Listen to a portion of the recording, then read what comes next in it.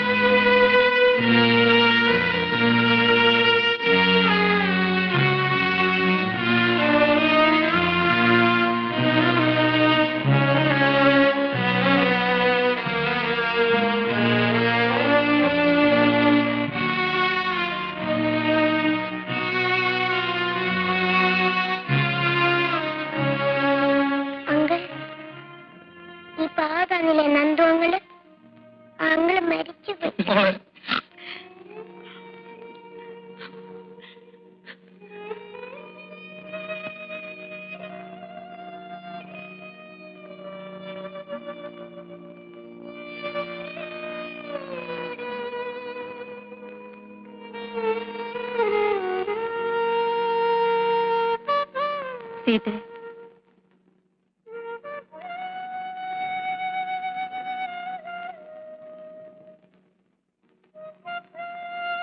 സങ്കടപ്പെട്ടിട്ട് എന്താ കാര്യം? വിധിയുടെ നിശ്ചയം എങ്ങനെയാണെന്ന് വെച്ചാൽ സഹിക്കയില്ലേ നിവൃത്തിയുള്ളൂ.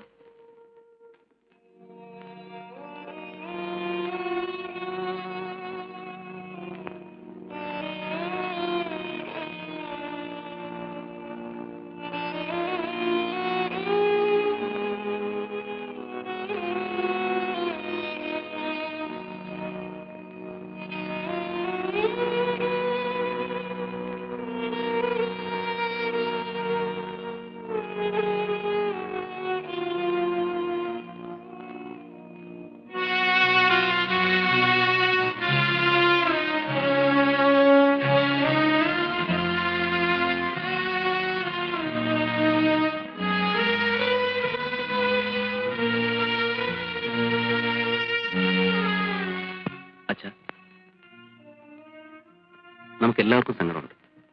പക്ഷേ അത് നമ്മൾ പുറത്ത് ഭാവിച്ചുകൊണ്ടിരുന്നാൽ സീതയുടെ മുന്നിലെങ്കിലും നമ്മൾ പ്രസന്റായിട്ട് പെരുമാറും. എങ്കിലേ അവളെ ഈ ഷോക്കിൽ നിന്ന് സാധാരണ നിലയിലേക്ക് കൊണ്ടുവരാൻ പറ്റും. ഐ അണ്ടർസ്റ്റാൻഡ് ചെയ്തു. ബട്ട്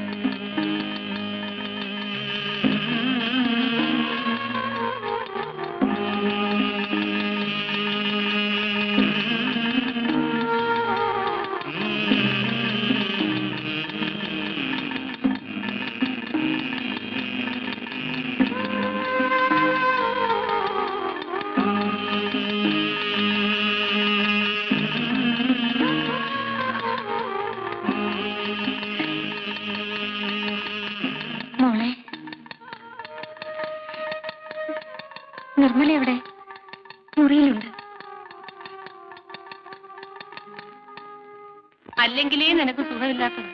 പ്രത്യേകിച്ച് ഗർഭിണിയായിരിക്കുമ്പോ സൂക്ഷിക്കണേ കുഞ്ഞെ. ആദ്യം പിടിച്ച് സൂക്കേടൊന്നും വരുത്തി വെക്കല്ലേ.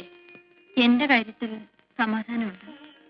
പാവം സീതയുടെ കാര്യം ഓർക്കുമ്പോ സങ്കടപ്പെട്ടിരുന്നിട്ട് എന്താ കാര്യം? വന്നതില്ലാതാക്കാൻ പറ്റുമോ? അതല്ല ചിറ്റുന്നേ, നന്ദു മരിച്ചെന്നറിഞ്ഞ പിന്നെ അവളൊന്ന് പൊട്ടിക്കരഞ്ഞിട്ട് പോലുമില്ല. എല്ലാം ഉള്ളിൽ ഒതുക്കി പിടിച്ചിരിക്കുക. എനിക്കതാണ് പേടി. ഇവിടെ ഇപ്പൊ എന്താ സംഭവിച്ചത്? ഒരു മരിച്ച വീട് പോലെ എല്ലാരും ഇങ്ങനെ വീർപ്പ് മുട്ടി നിൽക്കാൻ? അല്ല, ഞാൻ അറിയാഞ്ഞിട്ട് ചോദിക്കാം, ആരാ ഇവിടെ മരിച്ചത്? ഞാൻ പറയുന്നത് ഇങ്ങനെ സംഭവിച്ചൊരു ഭാഗ്യമായെന്ന. താലി കെട്ടിയതിന് ശേഷമായിരുന്നു സംഭവിച്ചിരുന്നെങ്കിലോ? അല്ല, അപകടം സംഭവിക്കാൻ ഇപ്പൊ ഇന്ന സമയമൊന്നും ഇല്ലല്ലോ. ഞാനായിരുന്നു നിങ്ങളുടെ സ്ഥാനത്തെങ്കിൽ ആ മുഹൂർത്തത്തിൽ തന്നെ ഒരു ചെറുക്കനെ തപ്പിയെടുത്ത് കല്യാണം നടത്തി കൊടുത്തേ. ജീവിതത്തിൽ പ്രാക്ടിക്കലാണെന്നായരെ. അച്ഛാ, ആ ഒന്നിങ്ങോട്ട് വരും.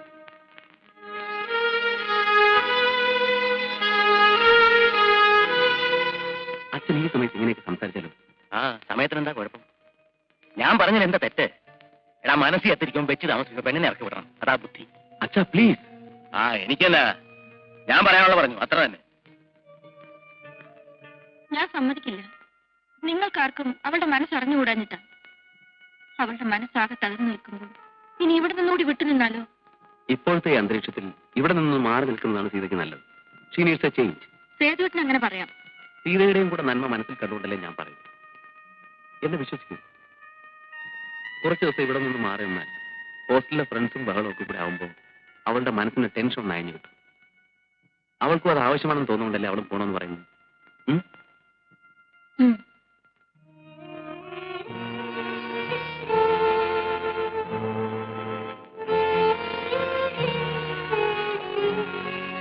എന്താ മോളെ? ഞാൻ ഹോസ്റ്റലിലേക്ക് പൊയ്ക്കോട്ടെ. ഈ നിലയില് നീ ഇപ്പൊ പോണോ മോളെ? ഞാൻ പോവുകയല്ലേ നല്ലത്.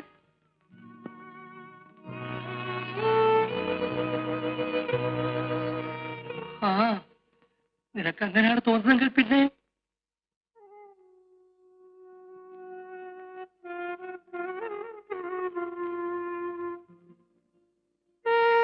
പാവം സീത ഒറ്റയ്ക്കിരുന്ന് കരയായിരിക്കും ഇപ്പോ. എനിക്കിപ്പോ അതല്ല പേടി. നീ എപ്പോഴും ഇതന്നെ ആലോചിച്ചിരുന്ന് വല്ലതും വരുത്തി വെക്കുമെന്ന. അവളെ കുറിച്ച് ആലോചിക്കാൻ നമ്മളല്ലാതെ വേറെ ആരാണുള്ളത്? എനിക്കെന്തോ അവളെ കാണാതിരുന്നിട്ട് മനസ്സിനൊരു സമാധാനമില്ല. നീ ഇപ്പൊ കിടന്നുറങ്ങാൻ നോക്ക്. നമുക്ക് എല്ലാവർക്കും കൂടെ ഉടനെ ഒരു ദിവസം ഹോസ്റ്റലിൽ പോയി സീതയെ കാണാം. പോരെ?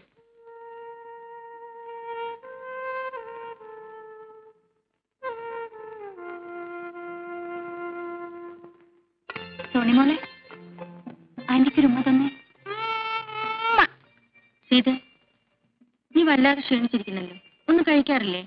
എന്നേക്കാൾ ക്ഷീണം ചേച്ചിക്കാണല്ലോ. അത് പിന്നെ ഞാൻ ഇങ്ങനെ ഇരിക്കുന്നുണ്ടല്ലേ. എന്നെപ്പോലാണോ നീ? ഒരു കാര്യം, ഞങ്ങളിവിടെ വന്നത് എല്ലാവർക്കും കൂടെ സന്തോഷമായിട്ട് കുറച്ച് സമയം ചെലവഴിക്കാനാണ്. അതിനിടയ്ക്ക് ചേച്ചി അനിയത്തിയും കൂടെ ദുഃഖത്തിന്റെയും ക്ഷീണത്തിന്റെയും കാര്യം പറയാൻ തുടങ്ങുകയാണെങ്കിൽ ഞങ്ങൾ അങ്ങ് പോയേക്കാം. നമുക്കൊരു പണിയായിട്ട് ഇന്ന് എല്ലാവർക്കും കൂടി ഒന്ന് പുറത്തേക്ക് പോകാം. അയ്യോ, എനിക്ക് കുറച്ച് നോട്ട്സ് തയ്യാറാക്കാനുണ്ട്. നിങ്ങൾ പോയിക്കോ, ഞാനില്ല. ഇത് കേൾക്കുമ്പോ എനിക്കൊരു മാതിരി. ഒരു ഈവനിങ് ഞങ്ങളോട് ചെലവഴിച്ചുകൊണ്ട് പോകുന്ന പഠിത്തമുണ്ടല്ലോ, അതങ്ങ് പൊയ്ക്കോട്ടെ. അല്ലേ സേതുവേട്ടാ? അതെ, കമോൺ സീത. ഹരിയാണ് വിളിക്കുന്നത്. സീതേ, പോയി നല്ല കുട്ടിയായിട്ടുണ്ട്. വാ സീതേ. വാ ആന്റി.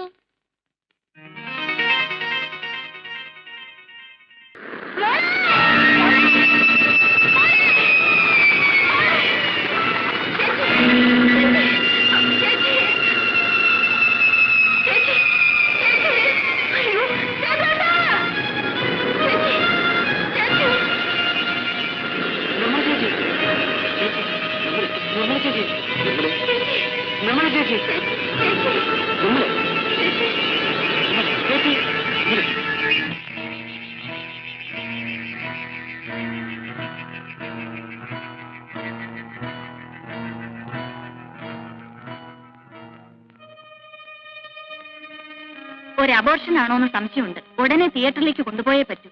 Please doctor.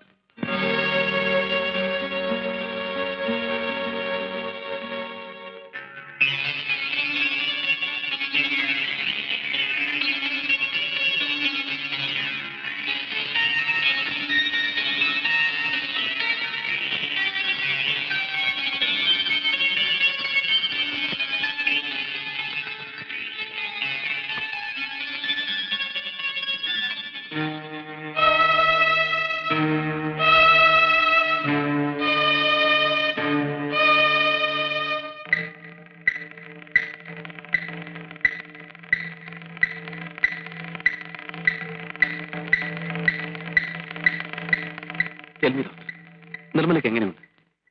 എക്സൈറ്റഡ് ആവാതെ ചെയ്തു. എന്ത് തന്നെയാണെങ്കിലും അത് നമുക്ക് ഫേസ് ചെയ്തില്ലേ പറ്റൂ. ഡോക്ടർ പ്ലീസ്, എന്താണെങ്കിലും തുറന്നു പറയും. സി മിസ്റ്റർ സേതു, നിങ്ങളുടെ മിസ്സസിന്റേത് അഡ്വാൻസ് സ്റ്റേജ് ഓഫ് പ്രഗ്നൻസി ഉണ്ടായ അബോർഷനാണ്.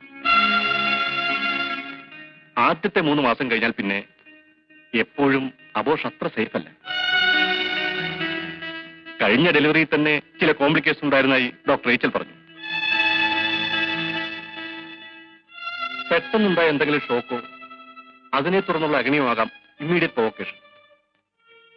അഡ്വാൻസ് സ്റ്റേജിൽ ഇങ്ങനെ സംഭവിക്കുമ്പോൾ ചില കോംപ്ലിക്കേഷൻസ് ഉണ്ടാകാറുണ്ട്. ചില അപൂർവം കേസുകളിൽ അത് ഇത്രയും വർഷമാകാറുമുണ്ട്. നിർമ്മലയുടെ ശരീരം തളർന്നുപോയി. ഒരു തരത്തിൽ ഒരു പാരാലിറ്റിക്കൽ സ്ട്രോക്ക്. സംസാരിക്കാനുള്ള ശക്തി വരെ നഷ്ടപ്പെട്ടു. എങ്കിലും കാണാൻ കഴിയും, ചുറ്റും നടക്കുന്നത് മനസ്സിലാക്കാൻ കഴിയും. പക്ഷേ ഒന്നിനൊരു പ്രതികരണം ഉണ്ടാവില്ലെന്ന് മാത്രം. Most unfortunately like A vegetable. ചികിത്സിക്കാൻ നമുക്ക് കഴിയാവുന്നതെല്ലാം ചെയ്യാൻ ചെയ്തു. പക്ഷേ എത്രത്തോളം പ്രയോജനപ്പെടുമെന്ന് ഇപ്പൊ ഉറപ്പ് പറയാൻ പറ്റില്ല.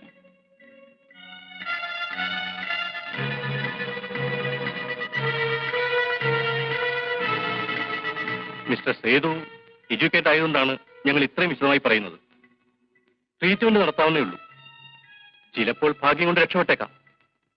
ബട്ട് അതിനുള്ള സാധ്യത വളരെ കുറവാണ്. വർഷങ്ങളോളം ഇതേ കണ്ടീഷനിൽ കഴിഞ്ഞെന്ന് വരാം. പെട്ടെന്ന് മോശമാകാനോ അപൂർവം ചിലപ്പോൾ മെച്ചപ്പെടാനോ ഒരു സാധ്യതയുണ്ട്. ഇങ്ങനെയൊക്കെ സൂചിപ്പിക്കാവുന്നല്ലാതെ വ്യക്തമായി ഒന്നും പ്രെഡിക്റ്റ് ചെയ്യാൻ we do not have a hold over the situation. Medical സയൻസിനും ചില പരിധികളുണ്ട്. എപ്പോഴായാലും ഈ യാഥാർത്ഥ്യത്തോട് നിങ്ങളിനി പൊരുത്തപ്പെട്ടേ പറ്റും.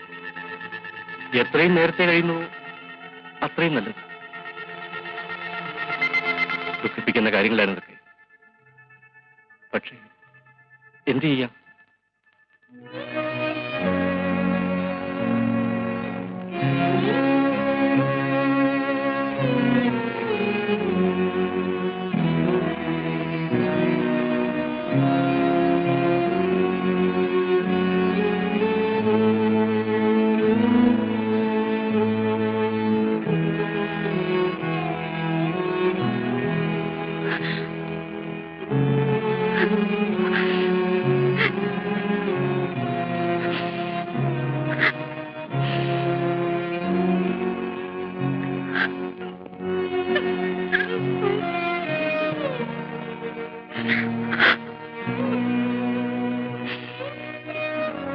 ചുരുക്കത്തിൽ രക്ഷപ്പെടാനുള്ള സാധ്യത ഇല്ലെന്ന് തന്നെ പറയാം.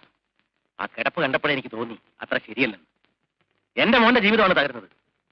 കൊച്ചുമോക്കാണെങ്കിൽ 3 വയസ്സും. എന്തൊരു തലവിധിയാണെന്ന് നോക്കണം. നിർമ്മല ഇങ്ങനെ കിടക്കുമ്പോ ഇപ്പൊ നമ്മൾ ഇതൊക്കെ ചിന്തിക്കാമോ? മനുഷ്യത്വം എന്നൊന്നില്ലേ? ഉണ്ട്, ഇല്ലെന്ന് ഒരാരും പറഞ്ഞില്ലല്ലോ. പക്ഷെ അത് ജീവിച്ചിരിക്കുന്ന കാര്യത്തിലാണ് വേണ്ടത്, അല്ലാതെ ജീവിച്ചിരുന്നിട്ടും പ്രയോജനം കേട്ട കാര്യത്തിലല്ല. ആ കൊച്ചു കിടപ്പിലായപ്പോ ഈ കിളവനെന്താ ഇങ്ങനെയൊക്കെ ചിന്തിക്കുന്നതായിരിക്കും ഡോക്ടർ ഇപ്പൊ ആലോചിക്കുന്നത്. രക്ഷപ്പെടുമെന്ന് ഉറപ്പുണ്ടെങ്കിൽ എനിക്ക് ഒരു തെണ്ണവും ഇല്ല. 10 അല്ല 20 കൊല്ലം ചികിത്സിക്കാം.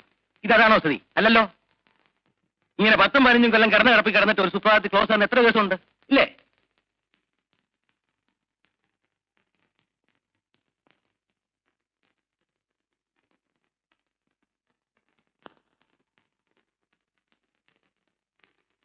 കരയാതെ മോളെ, കരയാതെ കരയാതെ മോളെ.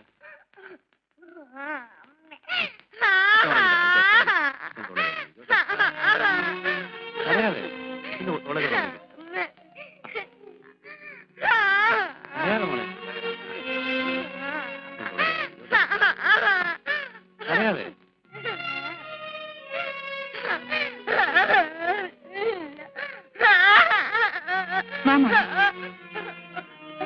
മോള് കരയല്ലേ? നല്ല കുട്ടിയല്ലേ? ഇങ്ങനെ കരഞ്ഞല്ലോ. കരയാതെ മോളെ, ആന്റിയുടെ മോളല്ലേ, കരയല്ലേ? നാളെ ആന്റി മോൾക്ക് നല്ല കഥ പറഞ്ഞു തരാം. ഇപ്പൊ മോൾ ഉറങ്ങും.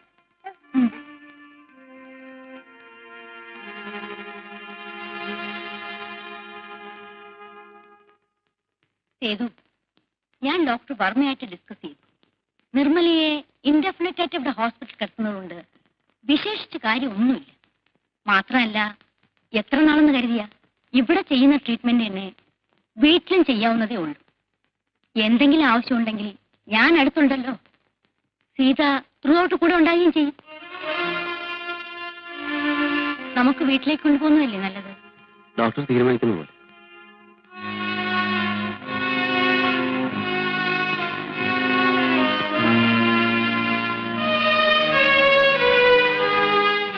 എന്റെ മോള് ദുഃഖിക്കാതെ. നമ്മൾ അറിഞ്ഞുകൊണ്ട് ആർക്കും ഒരു ദ്രോഹവും ചെയ്തിട്ടില്ല. ഒക്കെ നേരെയാകും.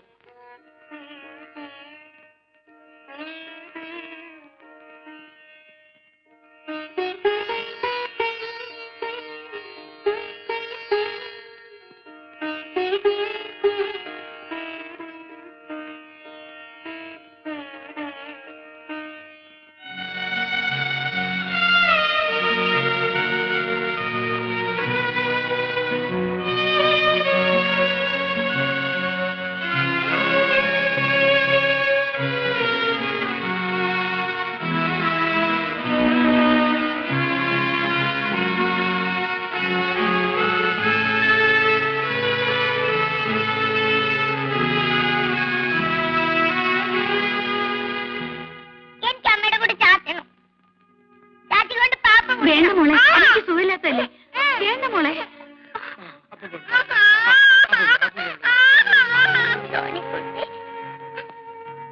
അമ്മയുടെ അടുത്ത് ചാച്ചാൻ പോയപ്പോ മുത്തശ്ശി സമ്മതിച്ചില്ല. സാറില്ല മോളെ, അമ്മയുടെ വാവ് മാറട്ടെ. മോക്ക് പിന്നെ ദിവസം അമ്മയുടെ കൂടെ ചാച്ചാലോ. നല്ല കുട്ടിയില്ലേ, കരയാ.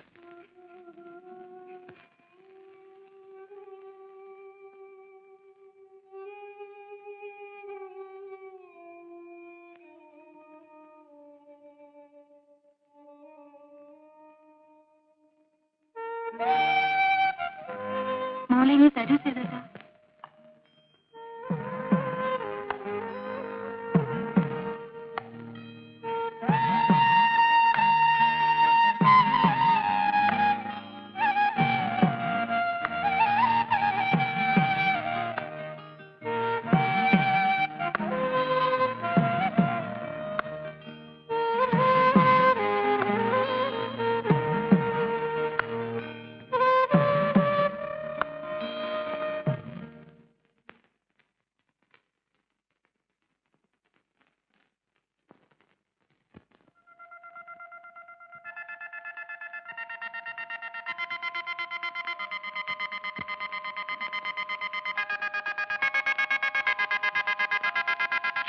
മോളെ,